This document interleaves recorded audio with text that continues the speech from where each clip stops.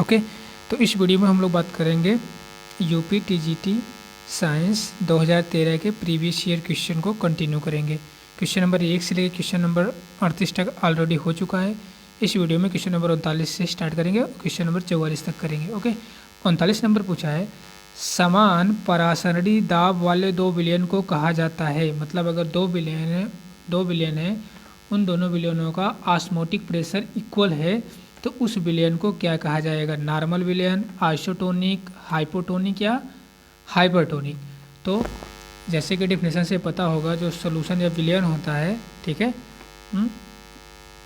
विलयन जो होता है, अगर विलयन का ऑस्मोटिक प्रेशर जिसको पाई से डिनोट करते हैं, पाई इक्वल टू होता है CRT।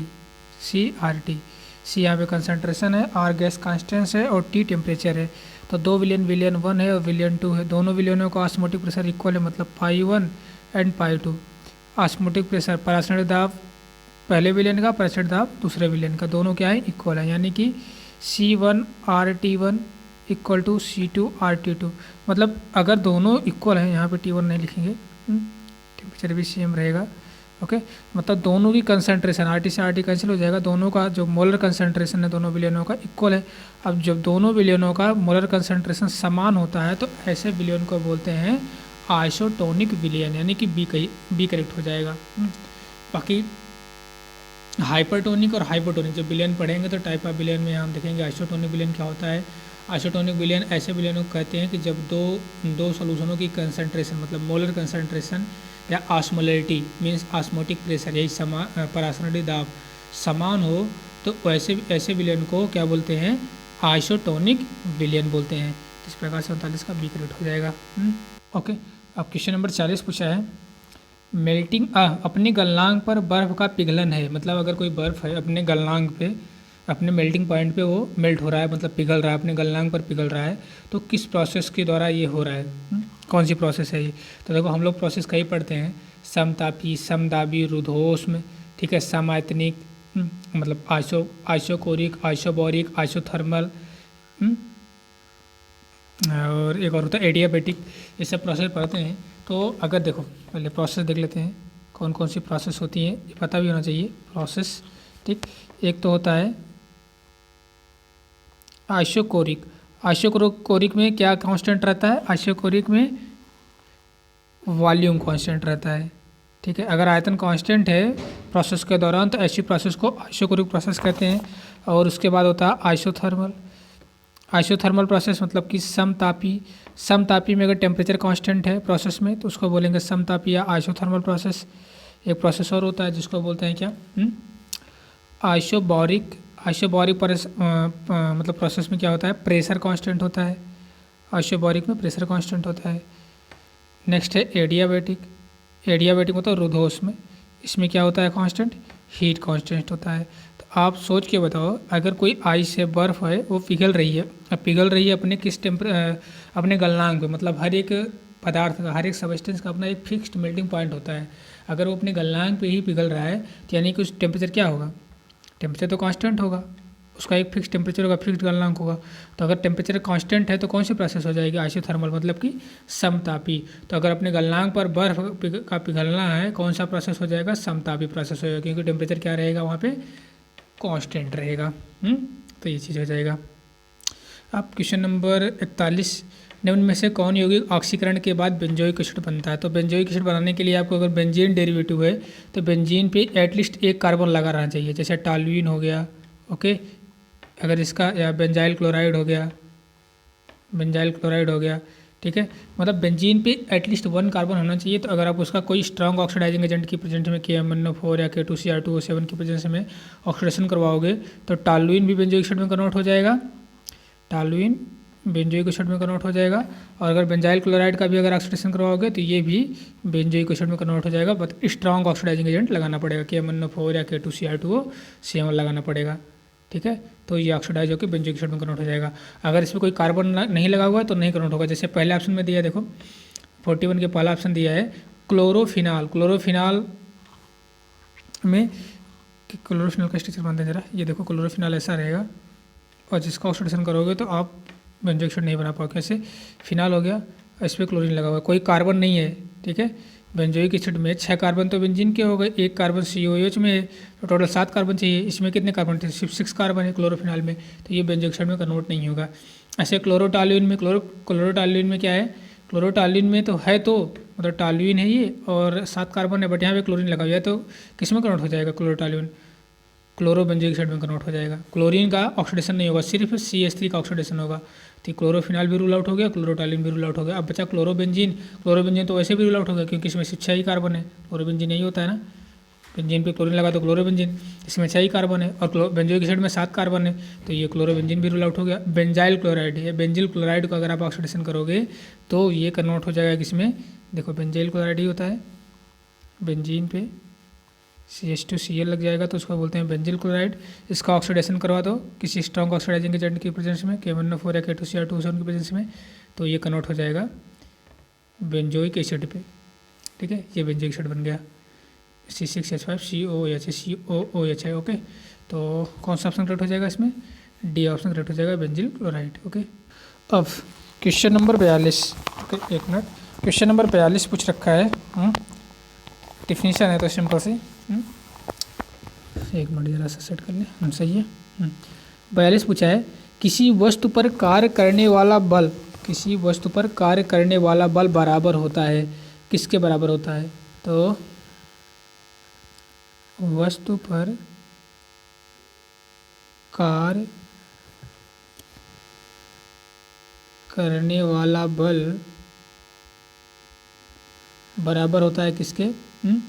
संवेग के नहीं, संवेग के बराबर नहीं, तो संवेग तो P बराबर mv होता है, ठीक है, ठीक है। P बराबर संवेग बराबर P बराबर mv होता है। हाँ, यहाँ पे बल पूछा है ना, वस्तु पर कार्य करने वाला बल F बराबर होता है dP/dt, फार्मूला आपको पता होगा, F बराबर dT/dP, इसी से निकलेगा। फार्मूले और होते हैं, मैं सबको यहाँ पे लिख देता हूँ, लेकिन यहाँ पे F बराबर dP/dt होता है एक। तो यहाँ पे संवेग के बराबर नहीं होता, लेकिन संवेग परिवर्तन की दर के बराबर होता है, ठीक है। संवेग परिवर्तन की दर मतलब मोमेंटम अपॉन टाइम, संवेग बटा समय के बराबर होता है फोर्स, बल। तो संवेग गया, संवेग परिवर्तन के आगे लिखना चाहिए था दर, तो संवेग परिवर्तन नहीं होगा, संवेग परिवर्तन का दर होगा, एंड चेंज इन मोमेंटम नहीं होगा, बल्कि चेंज इन मोमेंटम इम्पल्स होता है। तो संवेग परिवर्तन भी नहीं होगा। संवेग परिवर्तन की दर जो है ये बल के बराबर होता है, नहीं फोर्स के इक्वल होता है। इम्पल्स जो होता है चेंज इन मोमेंटम होता है, तो इम्पल्स नहीं होगा, ये भी रूल आउट है। इम्पल्स मतलब आवेग, आवेग भी रूल आउट है, ओके। तो इस प्रकार से क्वेश्चन नंबर 42 का C करेक्ट हो जाएगा। बाकी फोर्स क्या होता है? फोर्स इसके अलावा, फोर्स की डिफिनेशन तो एक है कोई, change in moment, rate of change of momentum, संवेग परिवर्तन की दर को बल कहते हैं। F बराबर dP/dt हम लोग लिखते हैं, और फार्मूला होता है F बराबर m में। F बराबर होता है क्या? m में, मतलब मास द्रव्यमान गुणे त्वरण को भी फोर्स बोला जाता है, द्रव्यमान और त्वरण के गुणनफल को बल बोला जाता है। एक और फार्मूला होता है mdV/dt, और एक फार्मूला होता है v, यहाँ पे v रहेगा, vdm/dt, vdm/dt। एटलीस्ट फोर्स के इतने फार्मूले आपको पता होने चाहिए, और डिफिनीशन सिंपल सी थी ये 9th की, कि संवेग परिवर्तन की दर को बल बोलते हैं, ओके। तो अब देख लीजिए आप कौन सा ऑप्शन है, 42 का C है, और ये सोल्यूशन रहा इसका 42 का, ओके। चलिए नेक्स्ट क्वेश्चन पे आते हैं।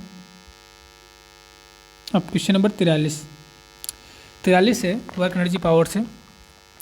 एक तार से mg भार लटकाने पर तार की लंबाई में वृद्धि हो जाती है, तो इस प्रक्रिया में कृत कार्य होगा। तो इस सिंपल सा एनर्जी जो हम लोग पढ़ते हैं उसमें पढ़ते हैं स्थिति ऊर्जा, एनर्जी में ऊर्जा में एक पढ़ते हैं हम लोग स्थिति ऊर्जा।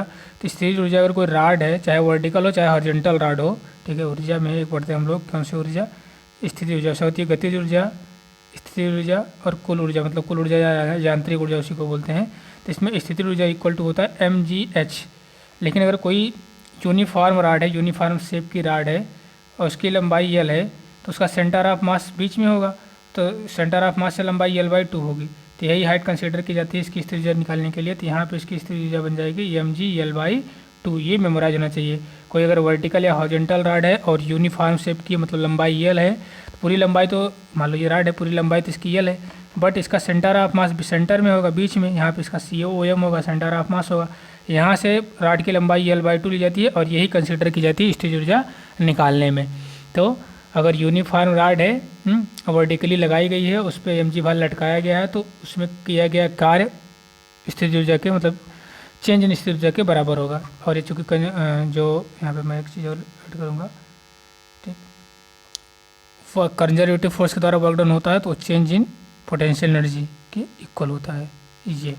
तो सिंपल सा इसका आंसर हो जाएगा mg/L/2 हो जाएगा, यानी ऑप्शन नंबर सी करेक्ट हो जाएगा। ये सीधे फार्मूला ही है। ओके, चलिए अब थोड़ा सा हम पूरी बात कर लेते हैं एनर्जी की, और क्या हो सकता है एनर्जी के बारे में क्या पूछ सकते हैं ये। नीचे करने दीजिए ज़रा, देखो एनर्जी क्या होता है, यहाँ पे मैं लिखता हूँ एनर्जी। ओके, एनर्जी में हम लोग पढ़ते हैं कितनी एनर्जी, टोटल मान लो मैकेनिकल एनर्जी या टोटल एनर्जी हो गई। इसके दो पार्ट पढ़ते हैं हम लोग, काइनेटिक एनर्जी और पोटेंशियल एनर्जी। काइनेटिक एनर्जी और potential energy. Okay, kinetic energy मतलब गतिज ऊर्जा, पोटेंशियल एनर्जी मतलब स्थितिज ऊर्जा। काइनेटिक एनर्जी का फार्मूला होता है हाफ एम बी स्क्वायर या पी स्क्वायर बटा 2m। पी मतलब मोमेंटम का स्क्वायर अपान 2 गुणे मास। ये दो फार्मूले एटलीस्ट काइनेटिक एनर्जी के मतलब गतिज ऊर्जा के कम से कम तो याद ही होने चाहिए। पोटेंशियल एनर्जी इक्वल टू होता है mgh। ओके, और क्या होता है अगर ये तो स्थितिज ऊर्जा हो गई, मतलब पोटेंशियल एनर्जी होगी, किस टाइप की पोटेंशियल एनर्जी हो गई, ये हो गई ग्रेविटेशनल पोटेंशियल एनर्जी। ओके, और एक होता है इलास्टिक पोटेंशियल एनर्जी, या जो स्प्रिंग की वजह से जो स्प्रिंग में जो पोटेंशियल एनर्जी होता है वो, तो स्प्रिंग में जो पोटेंशियल एनर्जी होता है उसका फार्मूला होता है हाफ kx स्क्वायर। इसको बोलते हैं स्प्रिंग पोटेंशियल एनर्जी या इलास्टिक पोटेंशियल एनर्जी। ओके, दो चीज़ हो गया, ग्रेविटेशनल पोटेंशियल एनर्जी हो गया, ये ग्रेविटेशनल पोटेंशियल एनर्जी है, इलास्टिक पोटेंशियल एनर्जी है। एक पोटेंशियल एनर्जी और होती है जिसको बोलते हैं इलेक्ट्रोस्टैटिक पोटेंशियल एनर्जी, और इसका फार्मूला होता है K/Q1Q2/R। तो इतने फार्मूले आपको पता होने चाहिए पोटेंशियल एनर्जी की, फार्मूला इसी से था ये क्वेश्चन। चलिए लास्ट क्वेश्चन, चलो क्वेश्चन सेट कर देते हैं। ये रहा लास्ट क्वेश्चन आपका, ये क्वेश्चन रिपीट है आई थिंक। ओके, निम्न में से कौन यौगिक कास्टिक सोडा है। कास्टिक सोडा का जनरल फार्मूला इन्होंने पूछ रखा है।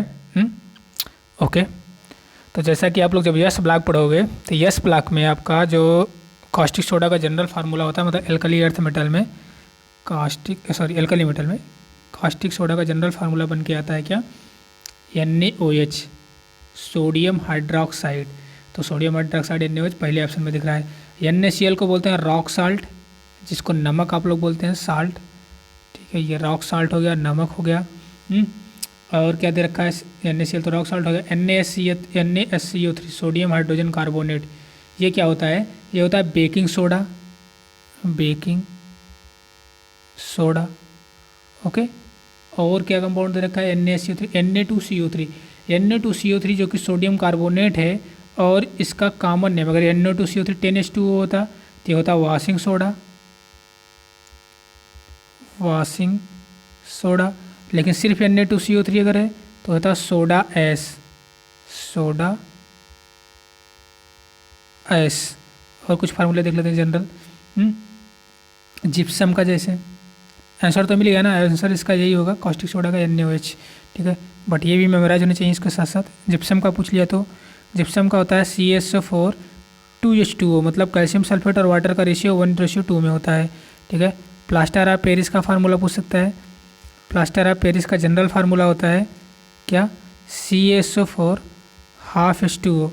इन दोनों फार्मूले प्लास्टर ऑफ पेरिस जिप्सम लगभग एक जैसे हैं। अंतर क्या है, रेशियो का। किसका रेशियो, कैल्शियम सल्फेट और वाटर के रेशियो में अंतर है।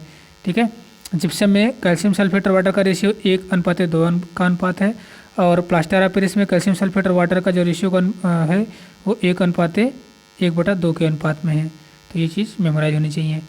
चलिए इस पार्ट में इतना ही करते हैं, क्वेश्चन नंबर 39 से 44 तक। नेक्स्ट पार्ट में इसके कंटिन्यू किया जाएगा। Okay, thank you.